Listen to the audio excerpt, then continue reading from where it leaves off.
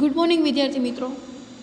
વિજ્ઞાનમાં નવું ચેપ્ટર આપણે શરૂ કરવાનું છે. પ્રકરણ નંબર 15 અન્ન સ્ત્રોતોમાં સુધારણા, જેને ઇંગ્લિશમાં કહેવાશે ઇમ્પ્રુવમેન્ટ ઇન ફૂડ રિસોર્સ. પાઠ્યપુસ્તક છે એ સાથે ખોલી રાખજો, સાથે સાથે વિડીયોમાં પણ જોતા જજો.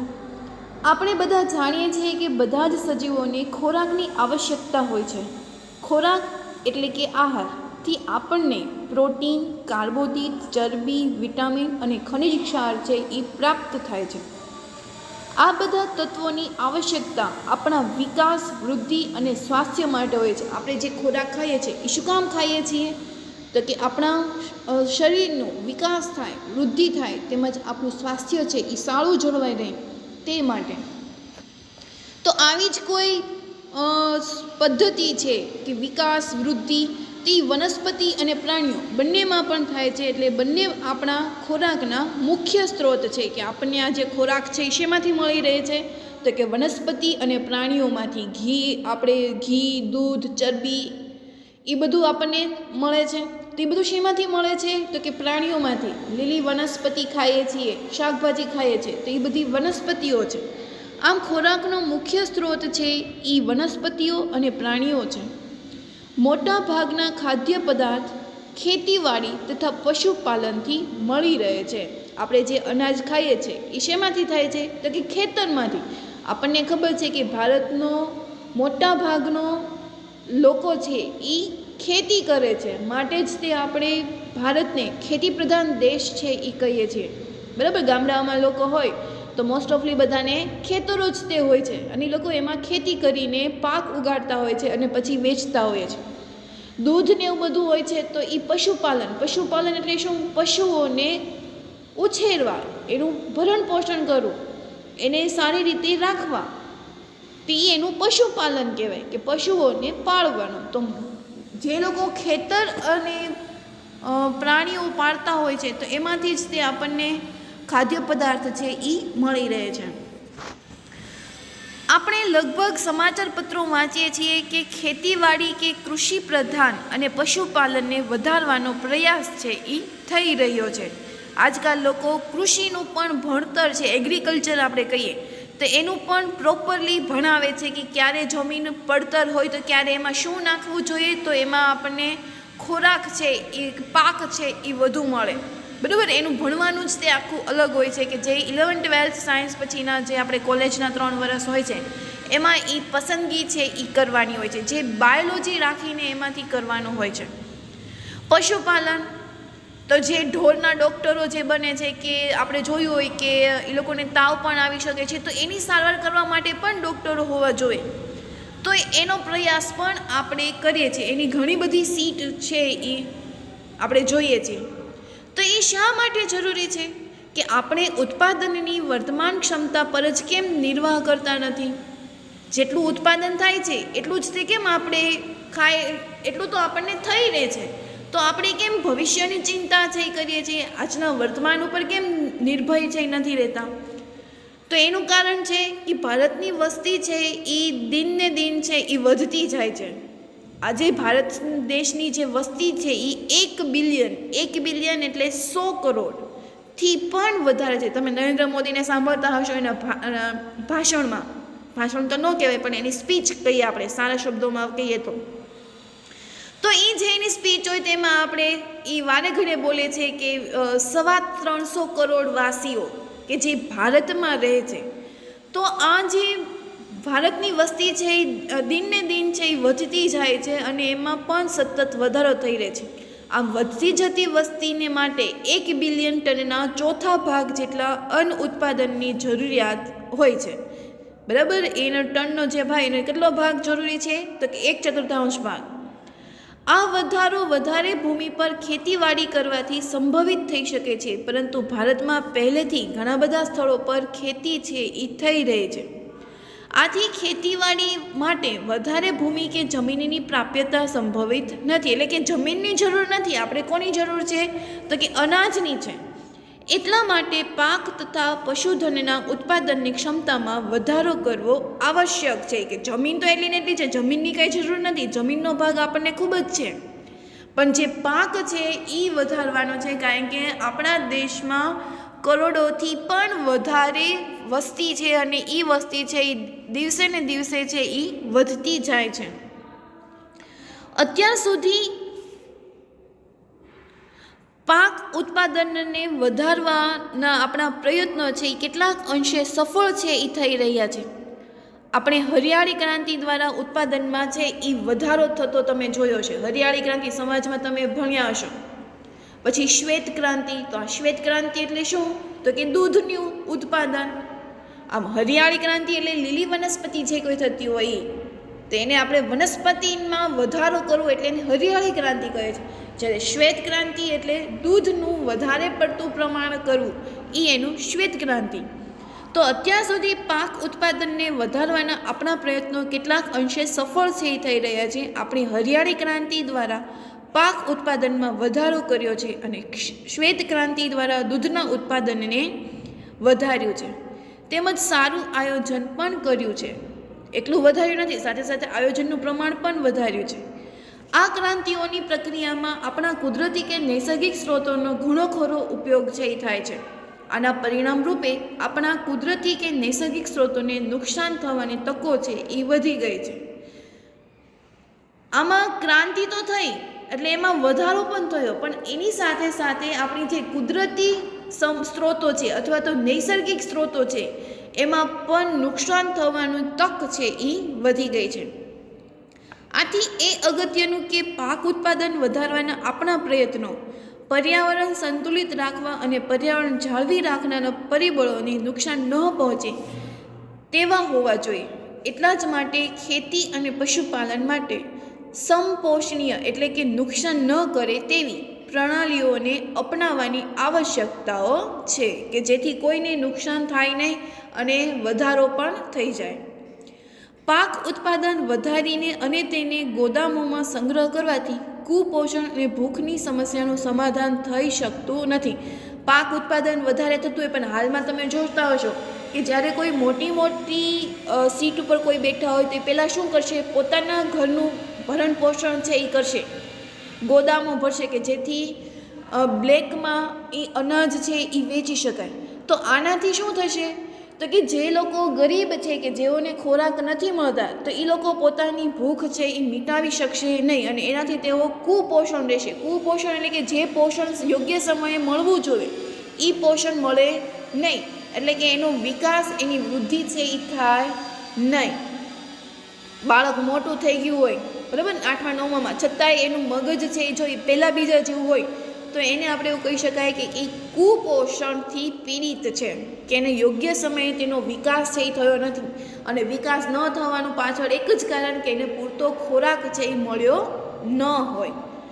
આમ પાક ઉત્પાદન વધારીને તમે એના ગોદામો છે એમાં સંગ્રહ કરી શકાય નહીં અને લોકોને અનાજ ખરીદવા માટે ધનની આવશ્યકતા પણ હોય છે.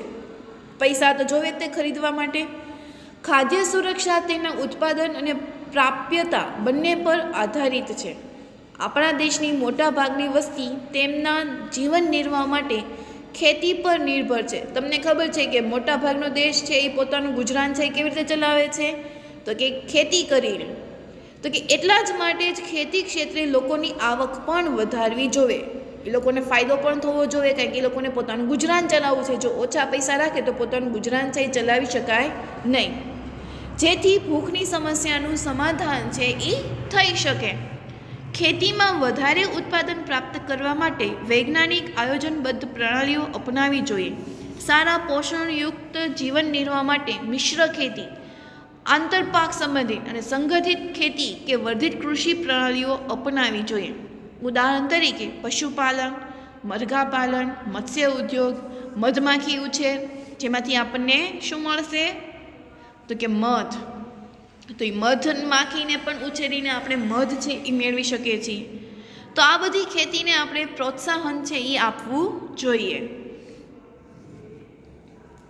તો હવે એના પછીનો ટોપિક છે કે પાક ઉત્પાદનમાં સુધારણા.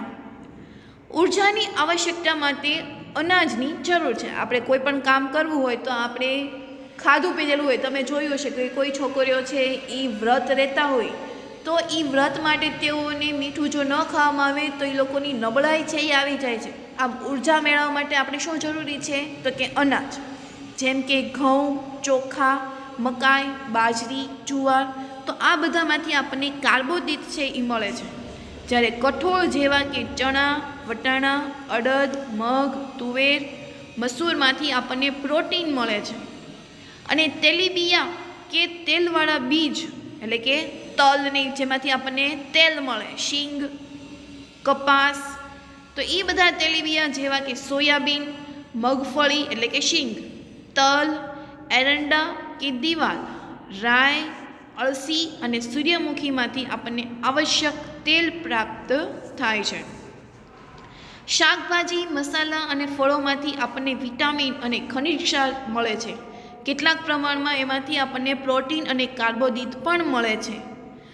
ઘાસચારાના પાક જેવા કે બરસીમ, જવ એટલે કે ઓટ અથવા તો સુદાન ઘાસના ઉત્પાદન માટે પશુપાલન માટે ઘાસચારાના સ્વરૂપમાં થાય છે. બરાબર. એના પછી તમને અહીંયા ચિત્ર આપ્યું છે, મકાઈ છે, ચણા છે, પછી સૂર્યમુખી છે, વટાણા છે, એટલે વિવિધ પાક અહીંયા તમને આપેલા છે. તો અનાજ, દાળ અને ફળો, શાકભાજીમાંથી આપણને શું મળે છે? આપણે દરરોજ ખાઈએ છીએ તો એમાંથી આપણને શું મળે છે? તો કે વિવિધ પાક માટે વિભિન્ન આબોહવા સંબંધિત પરિસ્થિતિઓ, તાપમાન, પ્રકાશ અવધિની આવશ્યકતા છે એ હોય છે. તમે ગમે ત્યારે ગમે એ પાક છે એ ઉગાડી ન શકો. એની માટે છે ટેમ્પરેચર જે હોવું જોઈએ, આબોહવાનું જે હોવું જોઈએ, સૂર્યપ્રકાશ હોવો જોઈએ. તો એ બધું નિર્ભર છે, એના ઉપર જ તે પાક છે એ સારો થાય છે. તમે જોયું હશે કે ચોમાસું થાય ત્યારે એમાં ઘઉં છે એ ઉગાડવામાં નથી આવતા, ત્યારે ચોમાસામાં ચોખા છે એ ઉગાડવામાં આવે, કારણ કે ચોખાને પાણીની જરૂરિયાત સૌથી વધારે હોય. તમે આગળ 10માં ભણશો ને ત્યારે તમને ખબર પડશે કે ઘઉંને પાણીની જરૂરિયાત ઓછી હોય, જ્યારે ચોખાને છે એ સૌથી વધારે હોય. તો એવા જ સમયે છે એ પાક ઉગાડવામાં આવે છે. એટલે પાક ઉગાડવા માટે તમારે વિભિન્ન પ્રકારની આબોહવા છે એ જરૂરી હોય છે. જો ગરમીના સમયને બદલે જ્યારે ઠંડી પડતી હોય તો ત્યારે સરખો પાક થાય ને, એટલે કે જો ઋતુ બદલાઈ જાય અચાનક તો પણ પાક ઉપર ઘણી બધી અસર છે એ જોવા મળે છે. તો કે પ્રકાશની અવધિની આવશ્યકતા હોય છે, જેનાથી તેઓની સીધી રીતે વૃદ્ધિ પામી શકે. જો આબોહવા વ્યવસ્થિત રીતે, સૂર્યપ્રકાશ વ્યવસ્થિત રીતે તેમજ તાપમાન આબોહવાનું વ્યવસ્થિત રીતે હોય તો એની વૃદ્ધિ છે એ સરળ રીતે થઈ શકે છે અને તેઓ તેમનું જીવનચક્ર છે એ પૂર્ણ કરે છે. પ્રકાશ અવધિ સૂર્યપ્રકાશના સમયગાળાને સંબંધિત હોય છે. એટલે વધારે પડતો એ પ્રકાશ નહીં સારો ન કરે તે એ બીજ છે એ નાશ થઈ જાય છે. પુષ્પસર્જન અને વૃદ્ધિ સૂર્યપ્રકાશ પર આધારિત છે. પુષ્પસર્જન એટલે શું? કે જ્યારે વૃક્ષ છે એ મોટું થઈ જાય છે અને એની ઉપર નાના નાના બીજ આવે છે, જેને આપણે કહીશું પુષ્પસર્જન.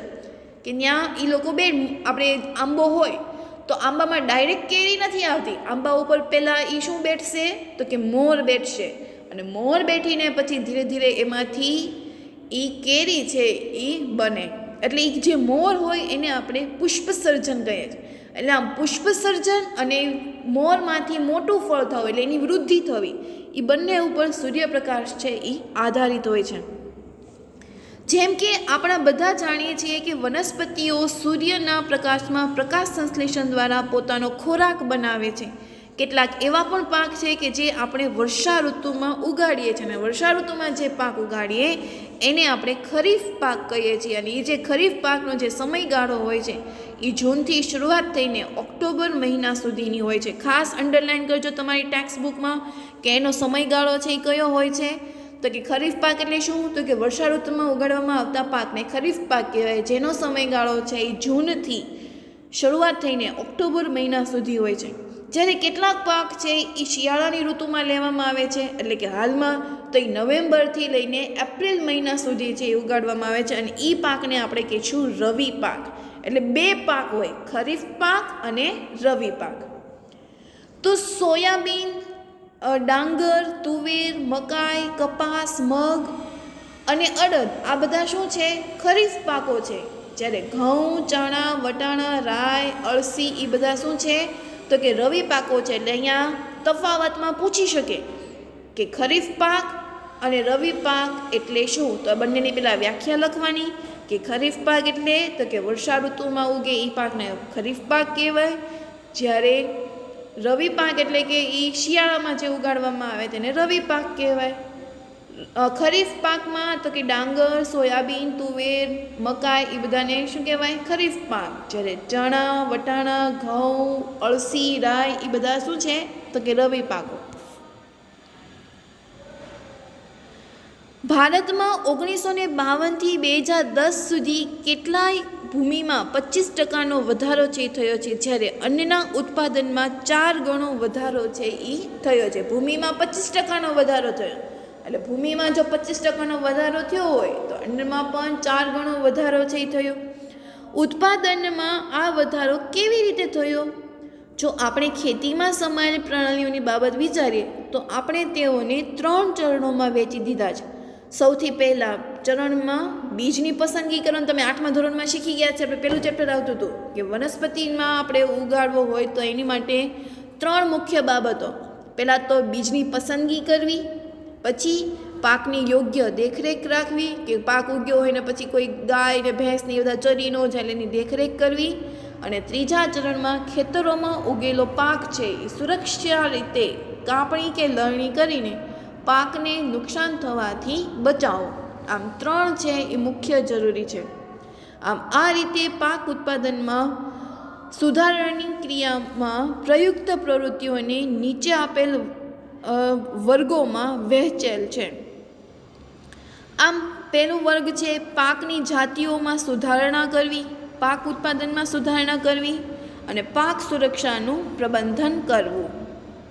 એમાં આપણે જોશું પાકની જાતમાં સુધારણા. તો પાકનું ઉત્પાદન સારું થાય તે પ્રયત્ન પાકની જાતિની પસંદગી પર આધારિત છે. પાક સારો કરવા માટે હોય એટલે કે બીજ તમે જેવા તેવા વાપરો તો પાક સારું થાય નહીં. એટલે પાક જો સારો મેળવવો હોય તો એનું ઉત્પાદન છે એ સારું કરવું જોઈએ. પાકની જાતિઓ કે જાતાઓ માટે વિવિધ ઉપયોગી લક્ષણ જેવા કે રોગ પ્રતિકારક ક્ષમતા, ખાતર પ્રત્યે પ્રતિચાર, નિપજની ગુણવત્તા અને ઊંચા ઉત્પાદનને આધારે પસંદગી કરી પ્રજનન કરાવી શકાય છે. પાકની જાતોમાં ઈચ્છિત લક્ષણોને સંક્રમણ દ્વારા ઉમેરી શકાય છે. સંક્રમણ એટલે શું? 2 પાકોને ભેગા કરવા. બરાબર. દાખલા તરીકે આપણે મોટું લીંબુ છે એ જોવા મળતું હોય તો એ સંક્રમણ કરેલું કહેવાય કે એમાં લીંબુ અને મોસંબી બંનેને ભેગા કરીને એમાંથી લીંબુ છે એ મેળવી શકાય છે. તો એવી ઘણી બધી જે આપણા જાતિઓ છે કે જે સંક્રમણથી ઉગાડવામાં છે એ આવે છે. દાખલા તરીકે આછા ગુલાબી જે ફૂલ હોય છે, ગુલાબના ફૂલ, તો એ ગુલાબ તો લાલ કલરનું જ હોય છે પણ એમાં સંક્રમણ કરવામાં આવે એટલે કે એ 2 જે વૃક્ષોની જે ડાળીઓ છે એને એ મિક્સ કરવામાં આવે અને પછી મિક્સ કરવામાં આવે એટલે એને 2 જે ડાળીઓ હોય એને એકબીજા સાથે માટીથી ચોંટાડી દેવામાં આવે છે અને પછી એને ઉગાડવામાં આવે અને જેથી એમાંથી જે ફૂલ ઉગે એ આછા ગુલાબી રંગના છે એ તમને જોવા મળે. એટલે એને સંક્રમણ કર્યું કહેવાય. બરાબર. આજકાલ તમે જોતા હશો પ્રાણીઓમાં પણ સંક્રમણ છે એ થાય છે. ગધેડાનું ને બકરીનું અથવા તો ગધેડાનું બિલાડાનું સંક્રમણ કરતું હોય એટલે કે નવો જ તે પ્રાણી છે એ થાય. પછી ખેંચર તમે જે સાંભળતા હશો તો એ ખેંચર પણ શું છે? સંક્રમણ કરેલી જ તે જાતિ છે. તો લે કે સંક્રમણ દ્વારા છે એ પાકની જાતોમાં ઈચ્છિત લક્ષણોને સંક્રમણ દ્વારા છે એ ઉમેરી શકાય છે. અને સંકરણ વિધિમાં વિવિધ આનુવંશિક લક્ષણોવાળી વનસ્પતિઓમાં સંકરણ કરવામાં આવે છે. આ જે સંકરણ છે એ આંતરજાતીય એટલે કે 2 ભિન્ન જાતિ વચ્ચે પણ કરી શકે છે અથવા તો અંતરજાતીય એટલે કે એક જ પ્રજાતિની 2 ભિન્ન જાતિઓ. પ્રજાતિ અલગ અલગ હોય પ્રજાતિ અલગ અલગ હોય તો પણ સંક્રમણ થાય.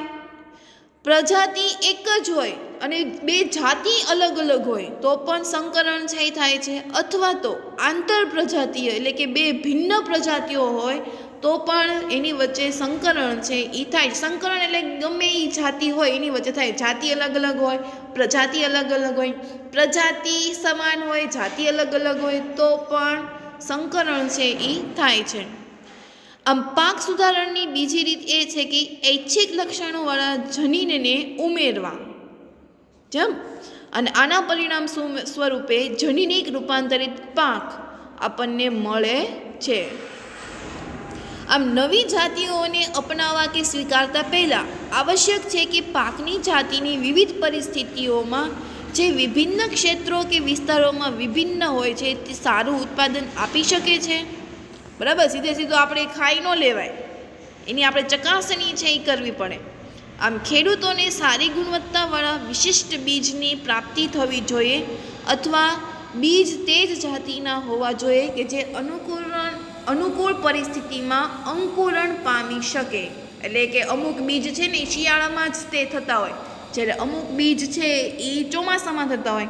દાખલા તરીકે આપણે આંબો હોય છે કે જે 12 માસ કેરી આપે છે, તો હકીકતમાં આંબો છે એ ઉનાળામાં જ કેરી આપે, પણ આ જે સંકલન કરેલી જે હોય એ તમને 12 માસ છે એ તમને કેરી છે એ આપતી હોય છે. બરાબર, ખ્યાલ આવ્યો? એના પછી છે કે સંવર્ધન પ્રણાલીઓ તથા પાક ઉત્પાદનની ઋતુ, ભૂમિની ગુણવત્તા અને પાણીની પ્રાપ્યતા પર આધારિત છે. કારણ કે ઋતુકીય પરિસ્થિતિઓ જેવી કે અનાવૃષ્ટિ અને પૂરનું પૂર્વાનુમાન કરવું મુશ્કેલીપૂર્ણ હોય છે.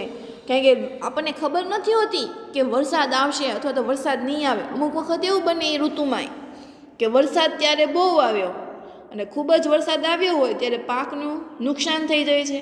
અથવા તો એવું થાય કે વરસાદ જ ન પડે, તો વરસાદ ન પડે તો આપણે એને પાણી છે એ કેવી રીતે આપી શકીએ? એટલે એ આપણે એને અગાઉથી માપવું ખૂબ જ તે મુશ્કેલ પડે છે. એટલા જ માટે એવી જાતિ વધારે ઉપયોગી છે કે જે વિવિધ આબોહવાકીય પરિસ્થિતિઓમાં પણ ઉગી શકે. માટે જ તે ઋતુ પ્રમાણે પાક છે ઉગાડવામાં આવે છે કે જેથી જો એને યોગ્ય તાપમાન મળી રહે અથવા તો પૂર આવ્યું હોય ને કદાચ પાણીનું પ્રમાણ એને વધુ મળી રહ્યું હોય તો પાક છે એ બગડે નહીં. હવે તમે વિચાર કરો કે ચોમાસામાં ચોખા છે એ એટલે કે જુવારને છે ઉગાડવામાં આવે છે. હવે જુવારને જો ચોમાસાની બદલે જો તમે ઉનાળામાં ઉગાડી શકો તો ઉનાળામાં તો આમેય પાણીની પ્રોબ્લેમ હોય અને ચોખાને તો પાણીની પુષ્કળ જરૂર હોય, તો એ શું કરે? તો ત્યારે એ પાક વ્યવસ્થિત થાય નહીં. એટલે ઋતુ પ્રમાણે જો આપણે કરીએ તો આપણને ખૂબ જ તે ફાયદો છે એ થાય. આમ જે વિવિધ આબોહવાકીય પરિસ્થિતિઓમાં પણ ઉગી શકે છે. આ રીતે એવી જાતિ બનાવેલી છે કે જે વધુ ક્ષારવાળી ભૂમિમાં પણ ઉગી શકે, કે જ્યાં મીઠાનું પ્રમાણ વધારે, ક્ષારનું પ્રમાણ વધુ હોય તો એ જગ્યાએ પણ પાક છે એ ઉગી શકે. વધુ ઉત્પાદન એમાંનો એક પહેલો છે કે વધુ ઉત્પાદન એટલે શું?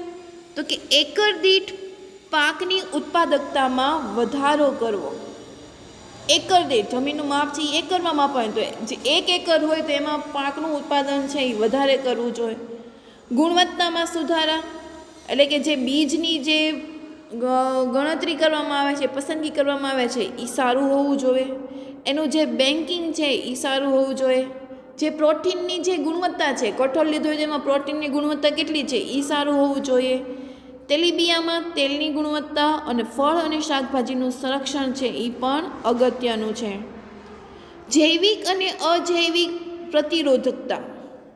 તો જૈવિક એટલે તો કે રોગો, કીટકો અને કૃમિઓ. જ્યારે અજૈવિક એટલે અનાવૃષ્ટિ, ક્ષારતા, વધુ પડતું પાણી, ગરમી, ઠંડી, હિમપાત એટલે કે બરફ ઝપટતો વગેરે પરિસ્થિતિઓને કારણે પાક ઉત્પાદકતા ઓછી થઈ શકે છે. એટલે આ પરિસ્થિતિઓને સહન કરી શકે તે પાક ઉત્પાદનમાં સુધારણા લાવી શકે છે. એટલે એવા આપણે વૃક્ષો ઉગાડવા કે જેથી ગમે એ પરિસ્થિતિ હોય પાક છે એ ઉગે. પરિપક્વન સમયમાં પરિવર્તન. પાકને ઉગાડવાથી લઈને કાપણી કે લણણી સુધી ઓછામાં ઓછો સમયગાળો થાય તે આર્થિક દ્રષ્ટિએ સારું છે એ ગણાય છે. અમુક પાક એવા હોય છે કે જે 8 વર્ષ સુધીમાં એ પ્રોપર છે એ પાકી જાય. તો હવે 8 મહિના, વર્ષ નહીં, 8 મહિના સુધી એકને એક જ પાક છે એ ખેતરમાં હોય. હવે એકને એક જ તે પાક હોય. હવે એક વખત ઘઉંને ઉગાડી લીધા પછી જો એને 8 મહિના છે એ લાગતા હોય તો એવા બીજની પસંદગી કરાય નહીં. હંમેશા બીજની પસંદગી એવી રીતે કરવી કે જેથી ઓછા પાકમાં ઓછા સમયમાં વધુ પાક છે એ આપણને મળે. આમ કોઈ પણ પાક હોય એને પરિપક્વ બનવા માટે 3 થી 4 મહિના છે એ લાગે છે. પણ જો એનાથી વધારે સમય લાગે તો આપણે પાકની છે એ ફેરબદલી કરવી જોઈએ, સાથે સાથે બીજની પણ ફેરબદલી છે એ કરવી જોઈએ. આમ ઓછા સમયગાળો હોવાને કારણે પાક ઉત્પાદનમાં પણ ધન પણ ઓછું ખર્ચાય છે. જો સમયગાળો ઓછો હોય તો એની જે પાછળનું જે રૂપિયા હોય એ કેવા થાય? ઓછા ખર્ચાય અને સામે આપણે એની કમાણી છે એ વધુ મળે. એટલે આપણે એવું કહી શકીએ કે ઓછા સમયમાં વધુ કમાણી. સમાન પરિપક્વન એટલે કે પુખ્તતા કાપણીની ક્રિયાને સરળ બનાવે છે અને કાપણી દરમિયાન થનાર પાકને ઓછું નુકસાન થાય છે. એના પછી વ્યાપક અને અનુકૂળતા. વ્યાપક અનુકૂળતાવાળી જાતોનો વિકાસ કરવો વિવિધ પર્યાવરણીય પરિસ્થિતિઓના પાક ઉત્પાદનને સ્થાયી કરવામાં મદદરૂપ થાય છે. એક જ જાતિને વિવિધ વિસ્તારોમાંથી વિવિધ આબોહવામાં ઉગાડી શકાય છે. ઐચ્છિક કૃષિ લાક્ષણિકતા તો કે ઘાસચારાવાળા પાક માટે લાંબી અને વધુ શાખાઓ ઈચ્છિત લક્ષણ છે. અનાજ માટે વામન છોડ યોગ્ય છે, જેથી આ પાકને ઉગાડવા માટે ઓછા પોષક દ્રવ્યોની આવશ્યકતા રહે. એટલે કે જેટલો પાક ઊંચો હોય એટલા એવા પાકને પાણીની જરૂરિયાત વધારી અને એની સાથે સાથે એને પોષણની પણ ક્ષમતા છે એ વધારે હોય છે. એટલે હંમેશા વૃક્ષો છે એ વામન એટલે ખૂબ નાનું પણ નહીં અને ખૂબ મોટું પણ નહીં, એટલે એવા વામન છોડ છે એ ઉગાડવાના હોય છે. હવે પછીનો જે ટોપિક છે એ છે કે પાક ઉત્પાદન પ્રબંધન, એટલે કે એનું વ્યવસ્થાપન છે એ કેવી રીતે કરવું જોઈએ. તો કે અન્ય ખેતી પ્રધાન દેશોની તુલનામાં ભારતમાં પણ ખેતી નાના ખેતરોથી મોટા ખેતરો સુધી છે એ થાય છે. એટલા જ માટે વિવિધ ખેડૂતો પાસે ભૂમિ, ધન, સૂચનાઓ અને તકનીકીની પ્રાપ્યતા ઓછી અથવા વધારે હોય છે. ટૂંકમાં ધન અથવા આર્થિક પરિસ્થિતિઓ ખેડૂતને વિવિધ પ્રણાલીઓ અને ખેતીની તકનીકોને અપનાવવામાં અગત્યની ભૂમિકા છે એ ભજવે છે. યોગદાન વધુ રોકાણ અને પાક ઉત્પાદનમાં સહસંબંધ છે. આ રીતે ખેડૂતની રોકાણ કરવાની ક્ષમતા પાકના તંત્ર અને ઉત્પાદન પ્રણાલીઓનું નિર્ધારણ કરે છે. એટલા માટે ઉત્પાદન પ્રણાલીઓ પણ વિવિધ સ્તરની હોઈ શકે છે. રોકાણ વગર ઉત્પાદન, ઓછું રોકાણ ઉત્પાદન અને વધુ ઉત્પાદન રોકાણ આ પ્રણાલીઓમાં સમાયેલી છે. કે આપણે રોકાણ ઓછું કરવું જોઈએ તોય ઉત્પાદન વધુ મળે એ પદ્ધતિ, અથવા તો આપણે એવું કહેતા હોઈએ છીએ કે જેટલું ગોળ નાખો એટલું ગળ્યું થાય, એટલે કે જેટલું તમે રોકાણ કરો એટલું પાક છે એ વધારે થાય. તો આમ વિવિધ પ્રકારની પ્રણાલીઓ છે એ આ પાક ઉત્પાદનમાં સમાયેલી છે. તો એમાં પોષક તત્વ પ્રબંધન, એટલે કે એનું પહેલાંનું જે પાક ઉત્પાદન માટેની જે મોટી મહત્ત્વની છે એ પાક ઉત્પાદન છે, કે એ પાક ઉત્પાદન માટે પહેલાં પોષક તત્વો છે એ જરૂરી હોય છે. તો જેવી રીતે આપણને વિકાસ, વૃદ્ધિ અને તંદુરસ્ત રહેવા માટે ખોરાકની આવશ્યકતા હોય છે, તેવી જ રીતે વનસ્પતિઓને પણ વૃદ્ધિ, વિકાસ અને એને સુરક્ષિત રહેવા માટે એને પોષક તત્વોની જરૂરિયાત હોય છે. આમ વનસ્પતિઓને પોષક પદાર્થો છે એ હવા, પાણી અને ભૂમિમાંથી છે એ પ્રાપ્ત થાય. આપણને અનાજમાંથી પ્રાપ્ત થાય, જ્યારે એ વનસ્પતિ હોય એને હવા, પાણી અને ભૂમિમાંથી છે એ પ્રાપ્ત થાય છે. હવામાંથી તો આપણને એમ થાય કે વનસ્પતિઓ માટે 16 પોષક તત્વો છે એ આવશ્યક છે. એટલે એક વનસ્પતિ હોય અને 16 પ્રકારના પોષક તત્વો છે એ જરૂરી છે. હવે આપણને એવો થાય કે એવા કેવા પોષક તત્વો અને શેમાંથી શું મેળવતા હોય, તો કે હવામાંથી એ કાર્બન અને ઓક્સિજન મેળવે છે, પાણીમાંથી હાઇડ્રોજન અને ઓક્સિજન મળે છે, જ્યારે બાકીના જે 13 પોષક તત્વો છે એ ભૂમિમાંથી પ્રાપ્ત કરે છે. ખાસ અંડરલાઇન કરજો, પરીક્ષામાં ખાલી જગ્યામાં પૂછાઈ શકે કે વનસ્પતિમાં કેટલા પ્રકારના પોષક તત્વો જરૂરી છે, તો કે 16 પ્રકારના.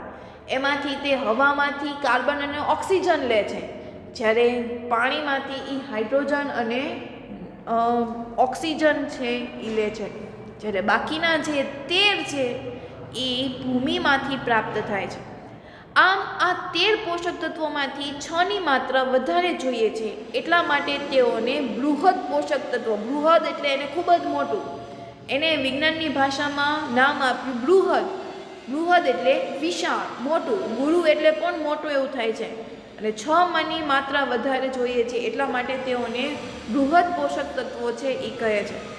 જ્યારે બાકીના જે 7 પોષક તત્વો છે જેની જરૂરિયાત કેવી છે, ઓછી છે, એટલા માટે એને લઘુ પોષક તત્વો અથવા તો સૂક્ષ્મ પોષક તત્વો છે એ કહે છે. અહીંયા તમને એક કોષ્ટક આપવામાં આવેલું છે કે પોષક તત્વો છે એ એમાંથી શું મળે, તો સ્ત્રોત હવા છે, તો એ હવામાંથી કાર્બન અને ઓક્સિજન મેળવે છે. આપણને ખબર છે પાણી હોય છે તેમાં હાઇડ્રોજન અને ઓક્સિજન મળે છે. જ્યારે ભૂમિમાંથી એ બૃહદ પોષક તત્વો, બૃહદ એમાં એટલે ખૂબ જ મોટું, મેં હમણાં પણ તમને કીધેલું હતું, તો એ વધારે એમાં કયું પોષક તત્વો મેળવે, તો કે nitrogen, phosphorus, potassium, calcium, magnesium, sulphur, તો આ બધું છે એ પોષક તત્વોનું પ્રમાણ છે એને વધારે જોવે છે. જ્યારે સૂક્ષ્મ પોષક તત્વો એટલે કે લઘુ પોષક તત્વોમાં એને જોવે ઝિંક, કોપર, મોલ્ડીબ્લેડનમ એટલે કે એક પ્રકારની ફૂગ છે, જ્યારે ક્લોરીન, આયર્ન, મેંગેનીઝ, બોરોન, તો આ બધાને સૂક્ષ્મ પોષક તત્વો છે એ કહેવાય છે. આ પોષક તત્વોની ઉણપને કારણે વનસ્પતિઓની દેહધાર્મિક પ્રક્રિયાઓમાં સહિત પ્રજનન, વૃદ્ધિ અને રોગોની પ્રવૃત્તિ પ્રત્યે અસર છે એ પડે છે. આમ વધારે ઉત્પાદન પ્રાપ્તિ કરવા માટે ભૂમિમાં છાણિયું ખાતર અને ખાતરના સ્વરૂપમાં આ પોષક તત્વોને ભેળવવામાં આવશ્યક છે. એના પછી છે સેન્દ્રિય ખાતર. તો આ સેન્દ્રિય ખાતર એટલે શું, તો કે સેન્દ્રિય ખાતરમાં કાર્બનિક પદાર્થોની માત્રા વધારે હોય છે અને તે જમીનને અલ્પ પ્રમાણમાં પોષક તત્વો આપી શકે છે. અલ્પ એટલે ખૂબ જ ઓછા પ્રમાણમાં. તો આ જે સેન્દ્રિય ખાતર હોય એ કાર્બનિક પદાર્થની માત્રા એમાં કેવી હોય, વધારે હોય, અને જમીનને એ અલ્પ માત્રામાં પોષક તત્વો આપી શકે છે. સેન્દ્રિય ખાતર છે એ પ્રાણીઓને મળ અને વનસ્પતિઓના કચરાના અવઘટન એટલે શું કે વિઘટન થાય, એનું નાના નાના કણોમાં વિભાજિત થાય, તો એ અવઘટન અથવા તો એ વિઘટનથી તૈયાર કરવામાં આવે છે.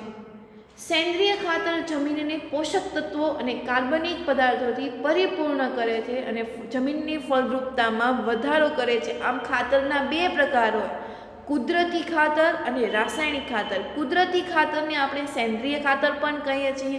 સેન્દ્રિય ખાતર એટલે શું કે એ પ્રાણીઓ, વનસ્પતિઓના મળમૂત્રમાંથી ખાતર બનાવવામાં આવે છે, છાણિયું ખાતર આપણે કહીએ. તો એ જમીનની પોષણની ફળદ્રુપતામાં ખૂબ જ વધારો કરે છે અને કાર્બનિક પદાર્થોથી એ પરિપૂર્ણ હોય છે. સેન્દ્રિય ખાતરમાં રહેલા કાર્બનિક પદાર્થો ભૂમિના બંધારણમાં સુધારો કરવામાં આવે છે અને એને મદદરૂપ થાય છે, અને આના કારણે રેતાળ જમીનમાં પાણી નાખવાની કે જળ સંગ્રહ કરવાની ક્ષમતા છે એ વધારે હોય છે, કારણ કે ત્યાં મોટા ભાગનું કેવું હોય છે, તો કે સેન્દ્રિય ખાતર હોય છે. જ્યાં સેન્દ્રિય ખાતર, તો ત્યાં પાણી રાખવાની કે જળ સંગ્રહ કરવાની ક્ષમતા છે કેવી હોય, વધારે હોય. રેતાળ જમીન હોય ત્યાં પાણી તમે નાખો તો ક્યાંય સુધી છે એ ભીની છે એ રહેતી હોય છે. જ્યારે ચીકણી જમીનમાં કાર્બનિક પદાર્થોની માત્રા પાણીની નિકાલમાં મદદરૂપ છે એ થાય છે. ચીકણી જમીન એ લીસી થઈ જાય, આપણે તમે દરિયા કિનારે ગયા હોય કોળિયાકના, તો ત્યાં એ ચીકણી જમીન છે, તો ચીકણી જમીનમાં કાર્બનિક પદાર્થોની વધુ માત્રા એ પાણીના નિકાલમાં મદદરૂપ છે એ થાય છે, કે એ ચીકણી જમીન છે એ પાણીને સંગ્રહ કરી શકે નહીં. તો આ ચીકણી જમીન હોય તેમાં પાણી છે એ એકત્રિત થતું નથી. સેન્દ્રિય ખાતરના ઉપયોગમાં આપણે જૈવિક કચરાઓનો ઉપયોગ છે એ કરીએ છીએ. જૈવિક કચરો એટલે શું, શાકભાજીનું જે એઠવાડિયું હોય તે, પછી સૂકા પાંદડાઓ, ફળ ફૂલો, મળમૂત્રો એ બધા, ડાળી ડાળખા ને એ બધું એમાં સૂકો કચરો કહેવાય, જૈવિક કચરો કહેવાય, કે જેનું વિઘટન છે એ થઈ શકે. તો તો સેન્દ્રિય ખાતરના ઉપયોગમાં આપણે જૈવિક કચરાનો ઉપયોગ કરીએ છીએ, જે પર્યાવરણને રાસાયણિક ખાતરના વધુ ઉપયોગ સામે રક્ષણ છે એ આપે છે. રાસાયણિકથી શું થશે તો કે પાક તો સારો થશે, પણ સાથે સાથે જમીનની ફળદ્રુપતામાં શું થતો જશે તો કે ઘટાડો છે એ થતો જશે. જૈવિક કચરાનો ઉપયોગ ખેતરના કચરાનું પુનઃચક્ર છે. સેન્દ્રિય ખાતર બનાવવાની વિવિધ જૈવિક પદાર્થના ઉપયોગોને આધારે સેન્દ્રિય ખાતરને નીચેના 2 ભાગોમાં વહેંચી શકાય છે, એક કમ્પોસ્ટ અને વર્મી કમ્પોસ્ટ. અને પછી છે લીલું જૈવિક ખાતર. તો એમાં આપણે કમ્પોસ્ટ અને વર્મી કમ્પોસ્ટમાં આપણે સમજીએ તો કે કમ્પોસ્ટીકરણની ક્રિયામાં ખેતીના નકામા પદાર્થ જેવા કે પશુઓના મળમૂત્ર, છાણ, શાકભાજીની છાલ તેમજ કચરો, પશુઓ દ્વારા ત્યજેલો ચારો, બરાબર, જે એને આપણે ખાવા આપ્યું હોય એને તેને છોડી દીધું હોય તો કે પશુઓ દ્વારા ત્યજેલો ચારો, ઘરગથ્થુ કચરો, સુએઝનો કચરો, ફેંકેલી સ્ટ્રો, નીંદણ વગેરેની ખાડાઓમાં સડવામાં આવે છે અને આ ક્રિયાને કમ્પોસ્ટિંગ કહે છે. કમ્પોસ્ટમાં કાર્બનિક પદાર્થ અને પોષક તત્વો ખૂબ જ વધારે પ્રમાણમાં હોય છે. તમે ઓલું મૂવી જોયું હશે અજય દેવગણવાળું, બરાબર, કે જેમાં એ હાવ સસ્પેન્સ મૂવી છે. આખું પોલીસ સ્ટેશનમાં એક આખી બોડી હોય એ સંતાડી દે છે અને બહુ બધી તપાસની છે એ કરતા હોય છે. તો એ પોતાની જાતે ઘરમાં છે એ કમ્પોસ્ટ ખાતર છે એ બનાવતો હોય છે, બરાબર. તો એ કમ્પોસ્ટ ખાતરમાં જેટલી વધારેલી વસ્તુ હોય ઘરની બહારની સ્ટ્રો એ બધાને સડાવવામાં આવે છે અને એના સડવાથી ખાતર છે એ બને છે. તો આમ કમ્પોસ્ટમાં કાર્બનિક પદાર્થ અને પોષક તત્વો ખૂબ જ વધારે પ્રમાણમાં હોય છે. કમ્પોસ્ટને અળસિયા દ્વારા વનસ્પતિઓ અને પ્રાણીઓના ત્યજેલા પદાર્થોને તરત જ વિઘટનની ક્રિયા દ્વારા બનાવવામાં આવે છે. આ ખાતર છે કેવી રીતે બનાવવામાં આવે તો કે અળસિયું છે એ ખાતર બનાવવામાં મદદ કરે છે અને એ ઝડપથી તેનું વિઘટન થઈ જાય છે. આમ જો અળસિયાનો જો ઉપયોગ થયો હોય તો એ થઈ જાય વર્મી કમ્પોસ્ટ, અને જો જાતે એ ખાતર બનતું હોય તો એને કહેવાય કમ્પોસ્ટ ખાતર, બરાબર. હવે એના પછીનો બીજો પ્રકાર ખાતરનો તો કે લીલું જૈવિક ખાતર. પાક ઉગાડતા પહેલાં ખેતરોમાં કેટલીક વનસ્પતિઓ જેવી કે શણ અથવા તો ગુવાર ઉગાડાય છે અને ત્યાર પછી આના પર હળ ચલાવીને ખેતરની ભૂમિમાં ભેળવી દેવામાં આવે છે. આમ આ વનસ્પતિઓ લીલા જૈવિક ખાતરમાં પરિવર્તિત થઈ જાય છે, જે ભૂમિને નાઇટ્રોજન અને ફોસ્ફરસથી પરિપૂર્ણ કરવામાં મદદરૂપ થાય છે. એના પછી છે ખાતરો. તો ખાતરો છે એ વ્યાવસાયિક સ્વરૂપમાં તૈયાર કરેલ વનસ્પતિ પોષક દ્રવ્ય છે કે જે વનસ્પતિમાંથી બનાવવામાં આવે છે. ખાતર નાઇટ્રોજન, ફોસ્ફરસ અને પોટેશિયમ આપે છે. આના ઉપયોગથી સારી વાનસ્પતિક વૃદ્ધિ એટલે કે વનસ્પતિમાં થતી વૃદ્ધિ, જેમ કે પર્ણો, શાખાઓ, પુષ્પો, તો આ બધાને વાનસ્પતિક વૃદ્ધિ છે એ કહેવાય છે. અને સ્વસ્થ વનસ્પતિઓની પ્રાપ્તિ છે એ થાય છે. વધારે ઉત્પાદન માટે ખાતરોનો પણ ઉપયોગ થાય છે, પરંતુ તે આર્થિક રીતે મોંઘું પડે છે. માટે જ તે લોકો છે ને ખાતરનો ઉપયોગ બહુ ઓછો કરે. એમાંય કુદરતી ખાતરનો તો બહુ જ ઓછું કરે, કારણ કે એક તો એને બનાવતા જ તે ખૂબ સમય લાગે અને જે આ ખાતર વેચતું હોય એ બમણો ભાવ લે, એટલે માટે કોઈ ખાતરનો ઉપયોગ છે એ કરે નહીં. તમે જોજો કોઈ વાડી હોય અને એના ફ્રૂટ તમે ખાતા હો અને એમાં એ લોકો ખાતરો નાખતા હોય અને આપણા ઘરે જે જાતે ફ્રૂટ ઉગતા હોય તો એનો સ્વાદ તમે બંનેમાં જુઓ છો કે સ્વાદ બંનેનો અલગ અલગ હોય. જેમાં ખાતરોનો ઉપયોગ છે એ જંતુનાશક દવાનો ઉપયોગ નથી થયો, એ શાક, એ ફળ ફ્રૂટ છે એ ખૂબ જ મીઠા લાગે છે. જ્યારે કોઈ આપણે ખાતરોનો ઉપયોગ છે એ કર્યો હોય અને એ ખાતરમાં પણ રાસાયણિક ખાતરનો ઉપયોગ કર્યો હોય તો એનું જે ફળ હોય એની મીઠાશ છે એ થોડી ઓછી હોય છે, બરાબર.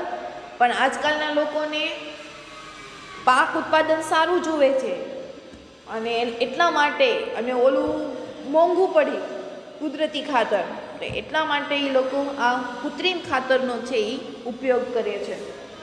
આમ ખાતરનો ઉપયોગ વધુ ધ્યાનથી કરવો જોઈએ. અને તેના સદુપયોગ માટે તેની યોગ્ય માત્રાને યોગ્ય સમયે અને ખાતર આપતા પહેલાં અને તેના પછીની સાવચેતીઓને સ્વીકારવી જોઈએ. ઉદાહરણ તરીકે, ક્યારેક ખાતર વધારે પડતી સિંચાઈને કારણે પાણીની સાથે છે એ વધી જાય છે.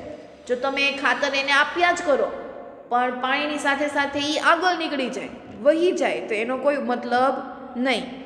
અને વનસ્પતિઓનું તેના પૂરતા પ્રમાણમાં શોષણ છે એ કરી શકતી નથી. હવે આગળ વધી જાય એટલે વનસ્પતિને જેટલું પ્રમાણમાં પોષણ જોતું હોય તો એને મળે નહીં.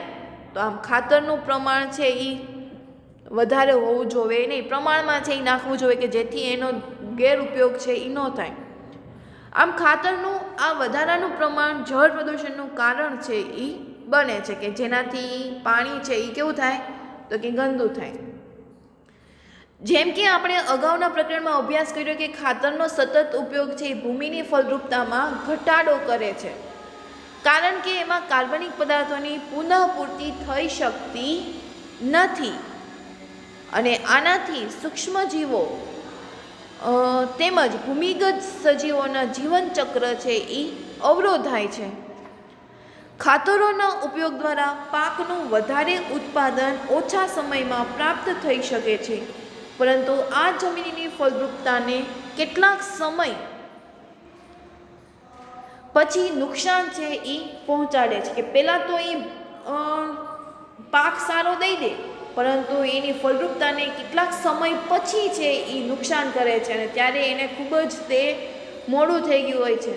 જ્યારે જૈવિક ખાતરનો ઉપયોગ કરવાથી લાંબા સમય સુધી એની કોઈ ફેરફાર છે એ થતો નથી.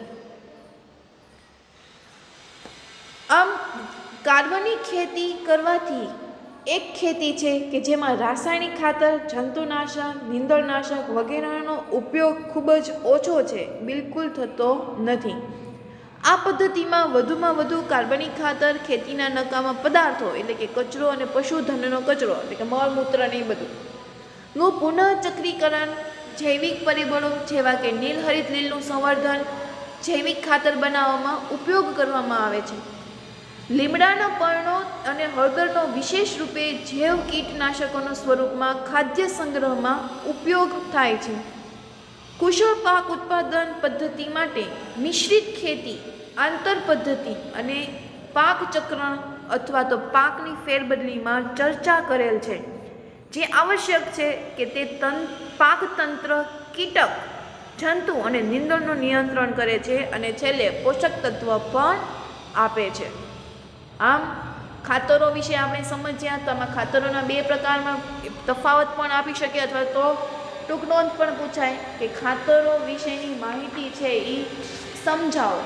બરાબર, આપણે એના પ્રશ્નો જવાબ છે એ આગળ કરીશું એટલે ખબર પડશે કે આમ ખાતરોમાં જૈવિક ખાતર અને ખાતરનો ઉપયોગ છે એ શા માટે કરવો જોઈએ, આંતરપાક અને આંતરખેડની ફેરબદલી બધું આપણે આગળ કરશું ત્યારે આપણને ખબર પડશે.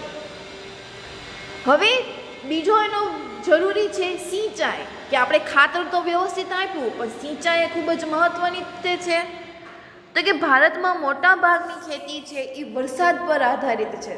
જે કોઈ આપણે ખેતી કરીએ છીએ શેના ઉપર આધાર રાખે છે તો કે વરસાદ ઉપર.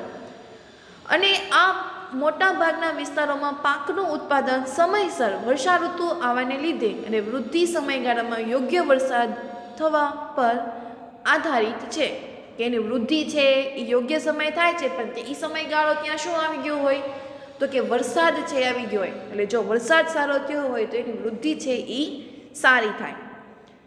એટલા જ માટે ઓછો વરસાદ થવાને લીધે પાક ઉત્પાદન છે એ ઘટી જાય છે. પાકની વૃદ્ધિ નિયત સમયગાળામાં યોગ્ય સમયે સિંચાઈ કરવાથી સંભવિત પાક ઉત્પાદનમાં વધારો થઈ શકે છે. એટલા માટે વધારેમાં વધારે ખેતી ઉપયોગી ભૂમિને સિંચાઈ કરવા માટે ઘણા બધા ઉપયોગો છે એ થાય છે. આમ પાણીની ઉણપ અથવા તો વરસાદની અનિયમિતતાને કારણે શુષ્ક કે અનાવૃષ્ટિ સ્થિતિ છે એ સર્જાય છે. આપણને ખબર છે વરસાદ પર આધારિત ખેતીને અનાવૃષ્ટિને કારણે વધુ નુકસાન છે એ થાય છે. વરસાદ જ ન આવ્યો તો એ પાક કાંઈ ઉગે નહીં એટલે ઘણું બધું નુકસાન થાય. વિશેષમાં તે વિસ્તારોમાં જ્યાં ખેડૂતો પાક ઉત્પાદનમાં સિંચાઈનો ઉપયોગ કરતા નથી અને માત્ર વરસાદ પર આધારિત હોય છે, તે નિમ્ન કક્ષાની ભૂમિમાં પાણીનો સંચય કરવાની ક્ષમતા એટલે કે જળ ક્ષમતા છે એ ઓછી થઈ જાય છે. એટલા જ માટે જે વિસ્તારોમાં નિમ્ન કક્ષાની જમીન હોય છે તો ત્યાં અનાવૃષ્ટિને કારણે પાકને વધુ નુકસાન થાય છે. એટલે સિંચાઈની કોઈ સગવડ હોય નહીં અને વરસાદ આવતો ન હોય તો એ જગ્યાએ પાક છે એ ઉગે નહીં. તો આવા સમયે ખેડૂતોને ખૂબ જ નુકસાન છે એ થાય છે અને પછી લોકોને દેવા છે એ ભરવા પડે. એણે ઉછીના લીધા અમુક તમે સાંભળ્યું હશે કે ખેડૂતો દેવા હેઠળ આવી જાય એટલે લોકો આપઘાત છે એ કરી નાખે છે. વૈજ્ઞાનિકોએ કેટલાક પાકની એવી પણ જાતો તૈયાર કરેલી છે કે જે અનાવૃષ્ટિ સ્થિતિને પણ સહન કરી શકે. આજકાલમાં અનાજ એવા રીતે બને છે કે જે અનાવૃષ્ટિ, કારણ કે તમે ત્યાં જુઓ જ છો કે જે સમયગાળો ચોમાસાનો હતો એ સમયગાળામાં વરસાદ છે એ પડતો નહોતો. આ વખતે વરસાદ છે ખૂબ જ ઓછો પડ્યો છે, ખૂબ જ ઓછા સમયનો છે. તો આવી પરિસ્થિતિમાં પાક છે એ ઉગતા નહોતા. પણ વૈજ્ઞાનિકોને આ પાછું પ્રશ્ન થયું કે વરસાદ આવતો નથી, ખેતી થતી નથી, તો આ લોકોને ખવડાવશું શું? બરાબર, ભારતમાં તો કરોડો ને કરોડો લોકો છે. તો એ લોકોએ સંકરણ કર્યું અને સંકરણમાં મેં તમને પહેલાં કીધું હતું કે એ ગમે બે જાતિઓને મિશ્ર છે કરી નાખે છે અને વૈજ્ઞાનિકો તેના ઉપર સફળ થઈ ગયા કે એ લોકોએ એવી પાકની જાતિ બનાવી કે જેવાને અનાવૃષ્ટિની કોઈ પણ પ્રકારની અસર છે એ થાય નહીં. એટલે કે જો વરસાદ ન આવ્યો હોય છતાં પણ એ પાક છે એ ઉગી જાય. ભારતમાં પાણીના અનેક સ્ત્રોતો છે અને વિવિધ પ્રકારની આબોહવા છે. આપણને ખબર છે કે અનેક પ્રકારના સ્ત્રોત છે: વરસાદ, નહેરો, સરોવર, દરિયા, નદી અને અનેક પ્રકારની વિવિધ પ્રકારની આબોહવા છે. પરિસ્થિતિઓમાં વિવિધ પ્રકારની સિંચાઈની રીતો પાણીના સ્ત્રોતની પ્રાપ્યતાના આધારે અપનાવી શકાય છે. કે પાણી જો પુષ્કળ હોય તો ત્યાં એ રીતે સિંચાઈ કરવી જોઈએ. જો ઓછું પાણી હોય તો એને ફુવારા પદ્ધતિથી અથવા તો ટપક સિંચાઈ પદ્ધતિથી, આપણે જાણીએ છીએ આ બે પદ્ધતિ, તો એના દ્વારા પાણી છે આપી શકાય. આમ સ્ત્રોતોના કેટલાક ઉદાહરણોમાં કૂવાઓ, નદીઓ, તળાવો છે. એમાં આપણે પહેલાં કૂવાઓ વિશે સમજીએ. તો કૂવા છે એ બે પ્રકારના હોય. એક તો ખોદેલો કૂવો હોય અને એક નળ કૂવો એટલે કે ટ્યુબવેલ. ખોદેલા કૂવા દ્વારા ભૂમિગત પાણીના સ્તરોમાં આવેલ પાણીને એકત્રિત કરવામાં આવે છે. એટલે કે જ્યાં કૂવો હોય ત્યાં એને ખાડો કાઢીને એમાં પાણી છે એ સાચવવામાં આવે છે. જ્યારે નળ કૂવામાં પાણી ઊંડા જળ સ્તરોમાં કાઢવામાં આવે છે અને કૂવાઓમાંથી સિંચાઈ માટે પાણીને પંપ દ્વારા કાઢવામાં આવે છે. પાણી ઊંડું હોય અને પછી એને પંપ દ્વારા છે એને મોટરથી ઊંચે ચડાવવાનું હોય ને પછી આખા ખેતરોમાં પાણી છે એ પહોંચાડવાનું હોય. એટલે કે બે પ્રકારના કૂવા હોય: ખોદેલા કૂવા અને નળ કૂવા. જ્યારે ખોદેલો કૂવો હોય તો એમાં પાણી છે એ ભૂમિગત રીતે એકત્રિત થાય. જ્યારે નળ કૂવો હોય તો એમાંથી પાણી છે એ આપણે બહાર છે એ કાઢવું પડે છે. એના પછી છે નહેરો. તો આ સિંચાઈનું એક મોટું, વિસ્તૃત અને વ્યાપક તંત્ર છે. આમાં પાણી એક કે વધારે જળાશયો અથવા નદીઓમાંથી આવતું હોય છે. મુખ્ય નહેરોમાંથી શાખાઓ દ્વારા નીકળે છે જે વિભાજિત થઈને ખેતરોમાં સિંચાઈ કરાય છે. એના પછી તો કે નદીના પાણીને ઉચકવાની પ્રણાલી અથવા તો તંત્ર. જે વિસ્તારોમાં જળાશયોમાંથી ઓછું પાણી મેળવવાને કારણે નહેરોના વહેડા અનિયમિત અથવા અપૂરતા હોય છે, ત્યાં પાણીને ઉપર કે નીચે લઈ જવા માટે તંત્ર કે પ્રણાલી વધારે ઉપયોગી બને છે. નદીઓના કિનારે આવેલા ખેતરોમાં સિંચાઈ કરવા માટે નદીઓમાંથી સીધું પાણી મેળવવામાં આવે છે. તળાવો. તો નાના નાના જળાશયો કે જે નાના વિસ્તારોમાં વહેતા પાણીનો સંગ્રહ કરે છે, કે જે તળાવનું સ્વરૂપ ધારણ કરી લે છે. બરાબર, આપણે અહીંયા બોર તળાવ છે તો એ શું કરે તો કે નાના નાના વિસ્તારોમાંથી વહેતું પાણી છે એ ત્યાં આવે ને પછી ત્યાં એ એકઠું થાય, જેને આપણે શું કહી દીધું? તળાવ. આમ ખેતીમાં પાણીની પ્રાપ્યતા વધારવા માટે આધુનિક રીતો જેવી કે પાણીનો સંગ્રહ અને પાણીની વહેંચણીનું યોગ્ય પ્રબંધન દ્વારા ઉપયોગ કરવામાં આવે છે. એટલા માટે નાના બંધ છે એ બનાવવામાં આવે છે અને જેનાથી ભૂમિમાં જળ વધારો થાય છે. આ નાના બંધ વરસાદના પાણીને વહેતું અટકાવે છે અને ભૂમિનું ધોવાણ પણ ઓછું કરે છે. તો એના પછી હવે એની વાત કરીએ પાકની રીતો, કે આપણે ખાતર વિશે વાત કરી લીધી, સિંચાઈ વિશે પણ વાત કરી લીધી. તો હવે પાકની રીતો. તો વધારે લાભ મેળવવા માટે પાક ઉગાડવાની વિવિધ રીતોનો ઉપયોગ છે એ કરવામાં આવે છે. એટલે કે મિશ્રિત કે મિશ્ર પાકમાં 2 અથવા 2 થી વધારે પાકને એક જ સાથે એક જ ખેતરમાં છે એ ઉગાડવામાં આવે છે. જેમ કે ઘઉં ચણા, કે ઘઉં અને ચણા બંનેને પાણીનું પ્રમાણ છે એ ઓછું જોવે, તો આ રીતે પાક છે ઉગાડી શકાય. એટલે કે ઓછા સમયગાળામાં વધુ પાક છે એ આપણને મેળવી શકાય, જેને આપણે મિશ્ર પાક છે એ કહીએ છીએ. એવી જ રીતે ઘઉં રાઈનું પણ ઉત્પાદન થઈ શકે, મગફળી અને સૂર્યમુખીનું પણ ઉત્પાદન થઈ શકે. આના લીધે નુકસાન થવાની સંભાવના ઓછી થઈ જાય છે, કારણ કે એક જ પાક નાશ થઈ જવાને લીધે બીજા પાકના ઉત્પાદનની આશા છે એ જાગૃત રહે છે. કદાચ જો એક પાક છે ખરાબ થઈ ગયો હોય તો બીજો પાક છે એ આપણે એના દ્વારા આપણે એની ભરપાઈ છે એ કરી શકીએ. બાકી જો આપણે એક જ પાક ઉગાડીએ તો આખો પાક જો ખરાબ થઈ ગયો તો બીજું શું કરવાનું? તો આપણી પાસે બીજું કોઈ ઓપ્શન જ ન હોય કે જ્યાં સુધી બીજો પાક ઉગાડીએ નહીં અને ઉગે પણ પછી છેલ્લે એની લણણીને એવું કરવાનું હોય, તો ત્યાં સુધીમાં તો આપણે ખેડૂતો છે એ ગરીબને ગરીબ બનતા જાય. તો આ એને ઉપાય નીકળ્યો, જેને આપણે મિશ્રિત પાક છે એ કહીએ છીએ.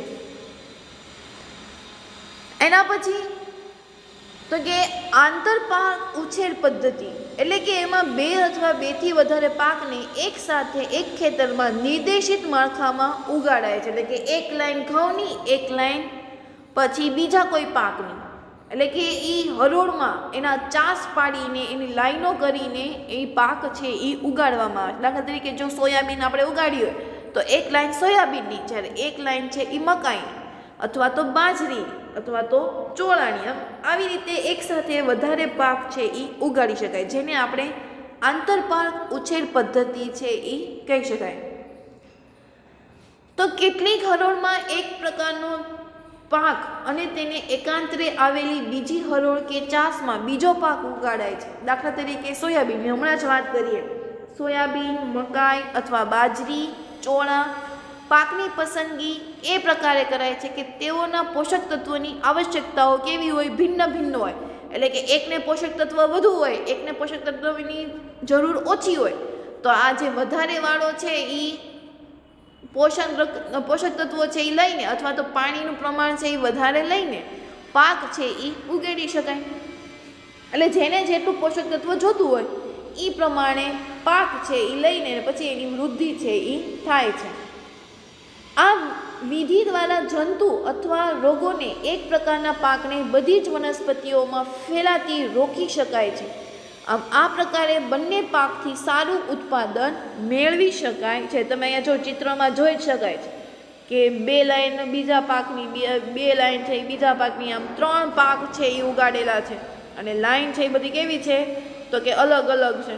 જે પહેલી લાઈન છે એ ફ્લાવરની છે, બીજી કંઈક છે એ તો કે કોઈક મકાઈ કે એની હશે છે, ત્રીજી છે એ કોબીજની ને એની છે. એટલે આમ મૂળ ટૂંકમાં 3 પાક છે કેવો છે તો કે અલગ અલગ છે. કોઈ એક ખેતરમાં ક્રમવાર પૂર્વ આયોજન ક્રમ અનુસાર વિવિધ પાકને ઉગાડાય તો તેને આપણે પાકની ફેરબદલી છે એ કરીએ છીએ. કે જો તમે કન્ટિન્યુ એકને એક પાક લેતા લ્યો તો તમારી જમીનની જે ક્ષમતા હોય, પાણી સંગ્રહ કરવાની ક્ષમતા હોય અથવા તો ફળદ્રુપતા હોય એ ધીરે ને ધીરે ઘટી જાય. એટલે આ પાકની ફેરબદલી વિશે પણ તમે આગળ સમજી ગયા છો કે પાકની ફેરબદલી એટલે શું, કે એક વખત પાક ઉગાડ્યા પછી કાં તો જમીનને કોરી રાખવી પડે 3-4 મહિના, અથવા તો બીજો પાક ઉગાડવો હોય તો આપણે પાક છે એ બદલાવો જોઈએ. તો એક વખત વધારે પોષક તત્વોવાળી જમીનવાળા માં પાક ઉગાડો કે જેને પોષક દ્રવ્યોની ખૂબ જ જરૂરી છે. એ પાક લઈ લીધા પછી તમે બીજા પાક ઉગાડો કે જેને પોષક દ્રવ્યોની ઓછી જરૂર છે, તો એવા પાક ઉગાડો. તો આમે તે તમે એક વખત પાક ઉગાડી લીધા પછી જમીનની ક્ષમતા છે એ ખૂબ જ ઓછી થઈ ગઈ હોય, ફળદ્રુપતા પણ કેવી થઈ ગઈ હોય, ઓછી થઈ ગઈ હોય, એને ફરી પાછું પોતાના લેવલમાં આવવા માટે 3 થી 4 મહિના છે એ એને લાગે છે. તો આમ 3 થી 4 મહિના જો આમને આમ બેસી રહેવું તો એ દરમિયાન આપણે પાકની ફેરબદલી છે એ કરી શકીએ છીએ કે એક સમયે જો પાક ઓછો ઉગાડ્યો હોય તો આપણે એની જે પરિપક્વતા છે, જેની મતલબ એને જે ક્ષમતા જે હોય છે જમીનની એ ઓછી થઈ ગઈ હોય તો ઓછા પાક કે જેની ક્ષમતા ઓછી છે, કે જેને પોષક દ્રવ્યોની જરૂર ઓછી છે, તો એવા તમે ઉગાડો તો એ પાક સરળતાથી છે એ ઉગી જાય. આ વધારે પ્રમાણમાં પણ જો પોષક દ્રવ્યો હોય તો પણ પાકને નુકસાન થાય છે, અને ઓછું મળ્યું હોય પોષક દ્રવ્ય તો પણ પાકને નુકસાન થાય છે. આમ કોઈ એક ખેતરમાં ક્રમવાર પૂર્વ આયોજન કાર્યક્રમ અનુસાર વિવિધ પાકને ઉગાડાય તો તેને પાકની ફેરબદલી છે એ કહે છે. આમ પ્રબળતા કે પરિપક્વન સમયગાળા પર આધારિત વિવિધ પાકનું સંમિશ્રણ કરવા માટે પાકની ફેરબદલી અપનાવવામાં આવે છે. એક કાપણી પછી કયા પાકને ઉગાડવો જોઈએ તે ભૂમિની મૃદુતા અને સિંચાઈની પ્રાપ્યતા પર આધાર રાખે છે. જો પાકની ફેરબદલીનો યોગ્ય રીતે ઉપયોગ કરવામાં આવે તો એક વર્ષમાં 2 અથવા 3 પાક દ્વારા સારું ઉત્પાદન છે એ મેળવી શકાય. જો પાકની ફેરબદલી છે આપણે કરતા રહીએ તો એક વર્ષમાં 2 થી 3 પાક છે એ આપણને મળે. એના પછી છે હવે પાક સુરક્ષાનું પ્રબંધન, કે પાક આખો થઈ ગયો તો હવે એનું સુરક્ષા છે કેવી રીતે કરવી, નકર તો એમાં કીટકો અને જીવડા ને એવું બધું પડી જાય તો કેવી રીતે એનું કરવું જોઈએ. તો ખેતરોમાં પાકને નીંદણ, કીટકો અને જંતુઓ અને રોગથી નુકસાન થતું હોય છે. આપણને ખબર છે કે સતત ને સતત કીટકો છે એ લીલી વનસ્પતિઓ એટલે પાકોની આજુબાજુ છે એ ફરતા રહેતા હોય છે. અમુક વખત ઉંદરડા છે એ પાકને ખાઈ ગયા હોય, અથવા તો કોઈ ચકલાઓ આવીને એ પાકને ખાઈ ગયું હોય, તો આવી રીતે નુકસાન છે થતું હોય છે. જો યોગ્ય સમયે નીંદણ તથા જંતુઓને નિયંત્રણ કરવામાં ન આવે તો પાકને ખૂબ જ તે નુકસાન થાય છે. આમ નીંદણ ખેતી ઉપયોગી ભૂમિમાં આવશ્યક વનસ્પતિઓ છે. ઉદાહરણ તરીકે ગાડરિયું એટલે કે ઝેન્થિયમ, ગાજર ઘાસ એટલે કે પાર્થેનિયમ, મોથા, સાયપેનિયસ રોટુન્ડ્સ તે નીંદણ ખોરાક, સ્થાન તથા પ્રકાશ માટે સ્પર્ધા કરે છે. નીંદણ પોષક તત્વ પણ મેળવે છે, જેનાથી પાકની વૃદ્ધિ ઓછી થઈ જાય છે. એટલા માટે સારી ઉપજ માટે પ્રારંભિક અવસ્થામાં જ નીંદણને ખેતરોમાંથી કાઢી નાખવામાં આવે. એટલે આ નીંદણ એટલે શું તેની વ્યાખ્યા પણ ખબર છે કે પાક સાથે ઉગી જતો વધારાનો પાક અથવા તો ઘાસ, કે પાક સાથે ઉગી જતું વધારાનું ઘાસ જે શું કરશે તો કે મેઇન જે પાક હશે એની પાસેથી પોતાના પોષક દ્રવ્યો, પાણી છે એ લઈને ફટાફટ મોટા છે થઈ જશે, અને જે સૂર્યપ્રકાશ મળતો હશે એ આ મોટા વનસ્પતિ કે જે નીંદણ ઉગી ગયું છે એને મળી જશે.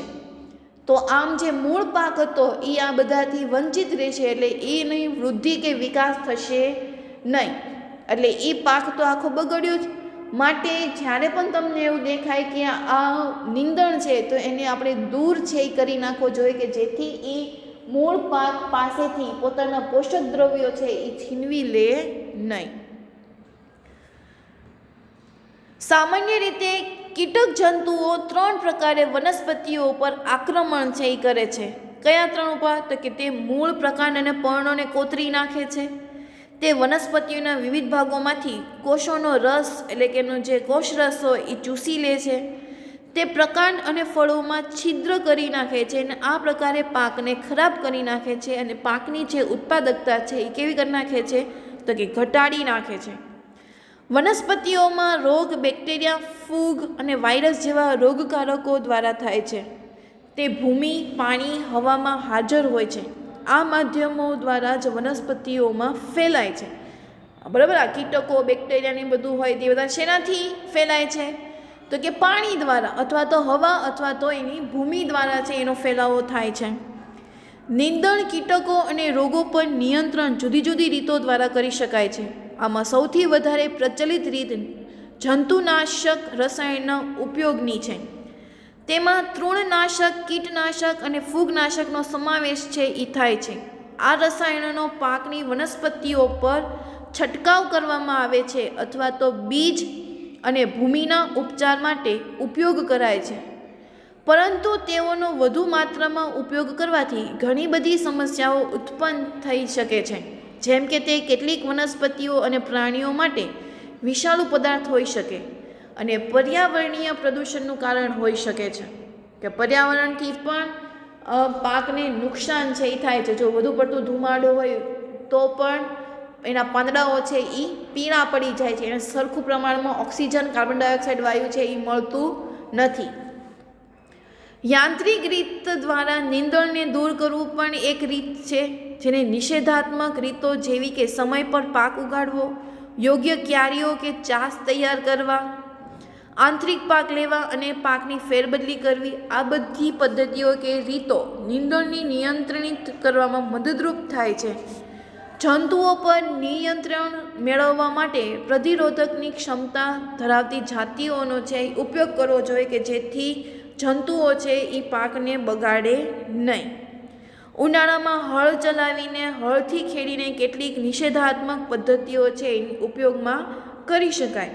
આમ આ પદ્ધતિમાં નીંદણ અને જંતુનાશક કરવા માટે ઉનાળાની ઋતુમાં ઊંડાણ સુધી છે એ હળ ચલાવવા જોઈએ. તો હવે એના પછીનો કોષ્ટક આપ્યું છે કે પશુ ઉત્પાદનના પોષણના મૂલ્યો. તો અહીંયા તમને કોષ્ટક છે એ આપેલું છે કે ગાયનું દૂધ હોય તેમાં ચરબી છે એ 3.60 હોય, જ્યારે પ્રોટીન છે એ 4 હોય અને શર્કરા છે એ 4.50% હોય છે. ખનિજ તત્વો તો કે 0.70, પાણીનું પ્રમાણ તો કે 87.20. બરાબર, ગાયનું જે દૂધ હોય એમાં સૌથી વધારે પાણી છે હોય છે, અને એમાંથી વિટામિન્સ કયા કયા મળે તો કે B1, B2, B12, D અને E. વિટામિન ડી અને વિટામિન ઈ, કે જે વિટામિન ડી છે એ શું કરે તો કે હાડકાઓને મજબૂત બનાવે, જ્યારે વિટામિન ઈ શું છે તો કે શરીરની જે સ્કિન હોય, ચામડી હોય એનું રક્ષણ કરે. અને B12 આપણે કહીએ છીએ તો B12 છે આપણને શેમાંથી મળે તો કે એક લાલ માંસમાંથી મળે અને એક ગાયના દૂધમાંથી. હવે આપણે જે શાકાહારી હોય છે એ માંસ કેવું કંઈ ખાતા નથી, તો એ લોકોનામાં B12નું પ્રમાણ છે એ સૌથી ઓછું હોય, તો એવા લોકોએ ગાયનું દૂધ છે એ પીવું જોઈએ. તો આમ અહીંયા આપણને ઉત્પાદન આપ્યા છે અને એમાંથી મળતા આપણને પ્રોટીન, વિટામિન્સ ને ખનિજ તત્વો અને એ બધું આની નોંધ છે એ આપી છે. પરીક્ષામાં એના વિશે કોઈ કંઈ પૂછાતું નથી. તો હવે એના પછી આપણને આપ્યું છે અનાજનો સંગ્રહ. હવે અનાજનો સંગ્રહ છે એ ક્યાંથી કરવો તો કે ખેત ઉત્પાદન કે કૃષિ ઉત્પાદનને વધુ નુકસાન થઈ શકે છે. આ નુકસાનના જૈવિક કારકો કયા કયા કારકો એટલે શું કે જે નુકસાન પહોંચાડે એવા કયા કયા ઘટકો છે તો જૈવિક કારકોમાં કીટકો આવી શકે, કે જે ખોતરીને ખાનારા ઉંદર, ફૂગ, ઈતરડી, બેક્ટેરિયા તેમજ અજૈવિક ઘટકો જેવા કે તાપમાન, ભેજના યોગ્ય પ્રમાણને કારણે સંગ્રહ સ્થાનને નુકસાન છે એ થાય છે.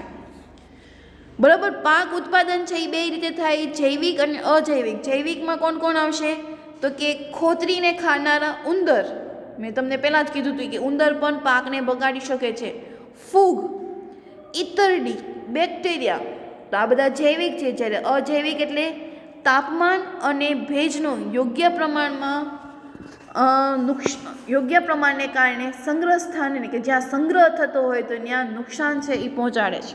તો આ પરિણામોને કારણે ગુણવત્તામાં ઘટાડો, વજનમાં ઘટાડો, નબળી અંકુરણ ક્ષમતા, નીપજનો રંગ છે એ દૂર થઈ જવો, જેના કારણે બજાર કિંમત છે એ ઘટી જાય છે. આપણે એવું કહેતા હોય કે અહીંયા આ સસ્તું છે, તો સસ્તું હોવાનું કારણ તો કે આ બધા એમાં શું થઈ ગયું હોય તો કે એ નુકસાન થઈ ગયું, એટલા એ લોકો ઓછા ભાવે બધી વસ્તુઓ છે, અનાજ છે એ વેચી દે છે.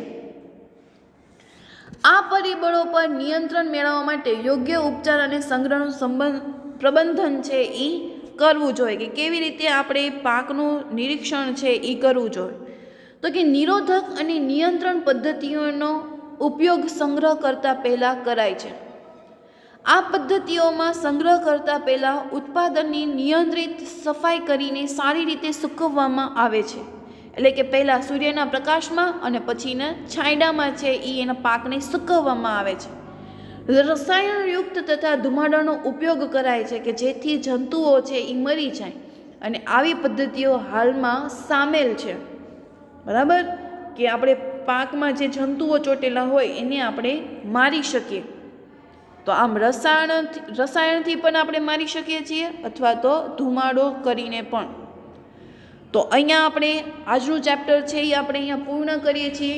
પછીનું જે પશુપાલન છે એ તમારે નવા કોર્સ જે આવ્યો છે 70-30%નો, તો એમાં પશુપાલન છે એ પૂછાવાનું નથી. એટલે તમારે પરીક્ષામાં અહીંયા સુધી છે એ પાકું છે એ કરવાનું છે.